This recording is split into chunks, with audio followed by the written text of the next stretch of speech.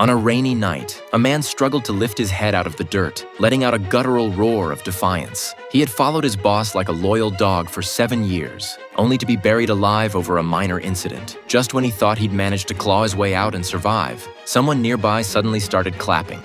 아무도 축하한다. 다시 살아나서. It was John. He tossed a pair of shoes to the man, not to help him, but to drag him off to a warehouse where the real torture began. With a high-pressure water hose, they continued the abuse. While the thugs laughed and warmed themselves by a fire, Andrew shivered in the cold. John walked over and landed a punch square on Andrew's face, then handed him a phone. He told Andrew he had 10 minutes to call the boss and beg for forgiveness. This time, Andrew was truly scared. But deep down, he still felt a burning sense of injustice. He couldn't believe the boss would turn on him over a woman. He looked around the warehouse, raised the phone to his ear, and began whispering into it. As he slowly stood up, John assumed the boss had forgiven him. But then he realized the phone had no battery. At that exact moment, Andrew's eyes turned cold and sharp.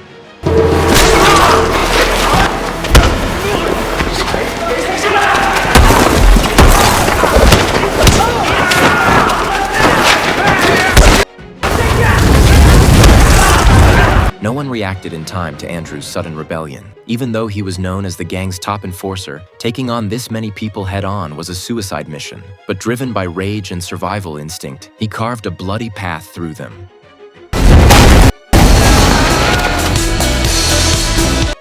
Andrew jumped into a car and slammed on the gas. The thugs clung desperately to the vehicle, so he drove it straight into the warehouse, ramming into walls and pillars to shake them off. After a brutal escape, he finally broke free. But what he didn't know was that something even more dangerous was waiting for him. When the boss found out Andrew had escaped, he was furious. The next day, he summoned every gang leader in the city and issued a hit order on Andrew. Officially, it was because Andrew had fallen for his woman, but deep down, the boss knew the truth. Once a man gets a taste of freedom, he'll never go back to being someone's dog. What the boss didn't realize was that Andrew had been watching their entire meeting from the shadows. A revenge plan that would risk his life was already in motion, and Andrew knew one thing for sure. He couldn't win this fight empty-handed.